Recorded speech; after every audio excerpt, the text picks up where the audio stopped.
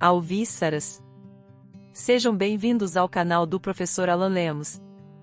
Hoje, veremos mais um capítulo da história da Igreja de Cristo, por Henry Daniel Hobbes. O Batismo da Morte, 337. No seu imenso palácio, Constantino mandara construir, isolada dos imensos salões oficiais, uma ala lateral com pórticos que davam diretamente para o mar. Gostava de retirar-se para lá a fim de meditar ao cair da tarde, vendo o sol pôr-se por trás daquele declive onde hoje se estendem os jardins do Serralha, enquanto ao longe brilhavam ainda, num derradeiro clarão, as falésias da costa asiática. Foi ali, nesse lugar que lhe tornava tão intensamente presentes a sua glória e a realização dos seus sonhos, nessa cidade que ele não abandonou, por assim dizer, desde o ano 330, foi ali que ele viu aproximar-se a morte. Deve ter sido em 330 que recebeu o aviso misterioso que todo ser vivo recebe em certo momento da sua existência, como uma ameaça indefinível, uma certeza contra a qual nada se pode. E foi então que tomou uma decisão estranha, que não deixa de evocar a de Diocleciano quando resolveu retirar-se. Depois de ter trabalhado tanto, contra todos e contra tudo, para fundar a unidade do Império, acabou por dividi-lo. Voltou a um regime análogo ao da tetrarquia, mas menos estritamente hierarquizado e ainda mais fracionado. Quis associar o novo regime ao príncipe herdeiro, ao passo que o de Diocleciano fora fundado sobre a eleição e, como vimos, havia falido por isso mesmo. O poder de direito divino que ele detinha seria legado aos filhos do seu sangue, e a segunda dinastia flaviana aliaria assim as vantagens do sistema tetrárquico às da hereditariedade. Os descendentes de Constantino são chamados segundos Flávios, para distingui-los dos Flávios de Vespasiano. As duas dinastias tinham em comum o nome gentílico Flávio. Seu filho mais velho, Constantino, recebeu o Ocidente, a Gália, a Espanha e a Bretanha, o segundo, Constância, recebeu o Oriente, a Ásia, a Síria e o Egito, o mais novo recebeu a parte intermediária, a Ilíria, a Itália e a África.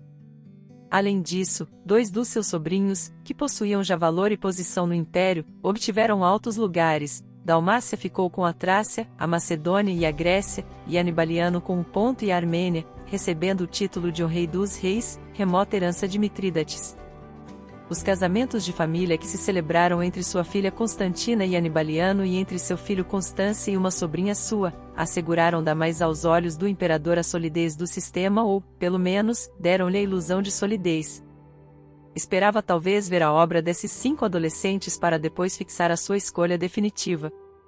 Um homem que se sente alquebrado, mas se recusa a admiti-lo, cai em contradições desta natureza. Constantino não tinha mais do que 53 anos. Pouco depois da decisão da partilha, tomou outra resolução significativa. Quis que fosse abençoado solenemente, na sua presença, o mausoléu de Pórfiro o 13º, que mandara edificar na Igreja dos Santos Apóstolos. Nesses mesmos termos se contará também a história mais ou menos lendária de outro imperador, Carlos V, que mandou celebrar as suas exéquias enquanto vivo. Durante a cerimônia, um pregador iniciou o respectivo panegírico fúnebre, mas Constantino, levantando-se, ordenou-lhe que parasse com todas aquelas vãs palavras e se limitasse a orar pelo repouso da sua alma. Parecia, pois, perseguido pela ideia da morte e mais preocupado com ela do que com qualquer outra coisa. No entanto, a obediência aos seus deveres em relação ao Estado era tão forte nele que a brusca manifestação do perigo persa o encontrou pronto para o combate. Sapor II, que se dissera seu amigo e mantivera com ele uma correspondência teológica, tentou retomar de Roma as províncias do outro lado do Tigre, outrora reconquistadas a Narsés por Diocleciano. Constantino deixou a sua querida cidade e partiu para o leste a fim de se juntar a Constâncio, que já se encontrava lá com o exército. Não teve necessidade de avançar até a Mesopotâmia, não se sentindo preparado para sofrer o embate das legiões. Sapor não insistiu e entrou em negociações. Constantino não quis exercer qualquer represália sobre o seu antigo amigo e aceitou uma reconciliação. Nessa ocasião estava ele mais interessado em celebrar devotamente a Páscoa na sua cidade natal e no meio de um povo cristão do que em usar a espada. E já o minava a doença. O mal tornou-se patente a partir dessa festa da Páscoa de 337. O que é que tinha? Não se sabe. Pensou-se numa daquelas febres recorrentes do gênero da febre de Malta, que a antiguidade não sabia curar, e houve também certos boatos tendenciosos, com pouco fundamento, de que alguns dos seus parentes teriam tentado envenená-lo. Foi tomar os banhos de Helenópolis, a cidade que tinha o nome de sua mãe, e sobretudo ajoelhar-se junto do túmulo de Luciano de Antioquia, o doutor mártir que tanto venerava.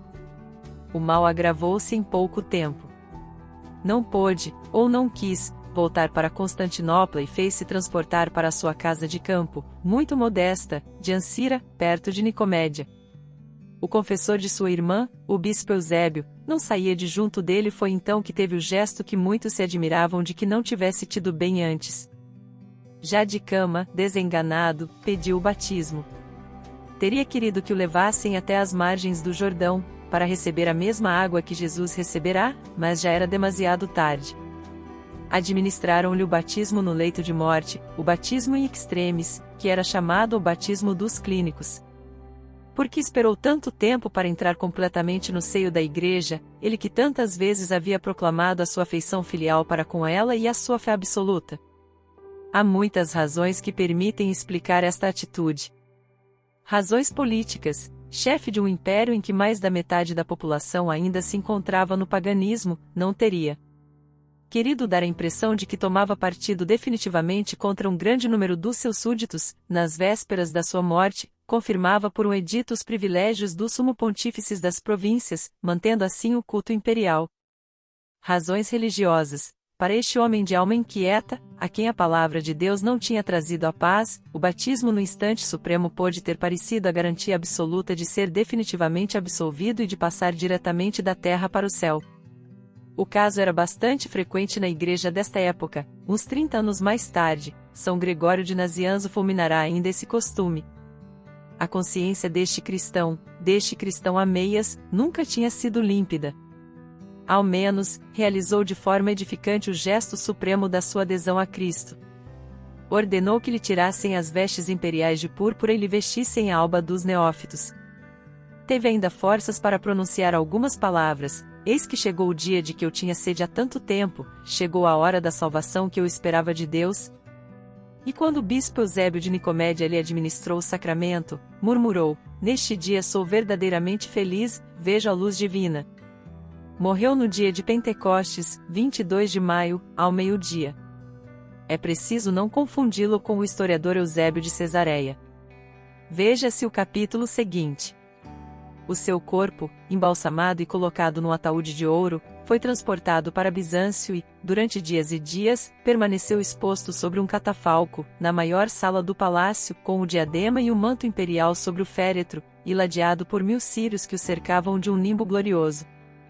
Os dignitários e sacerdotes prolongaram a adoração e as orações enquanto César Constância não chegava da Mesopotâmia, para presidir pessoalmente as exéquias.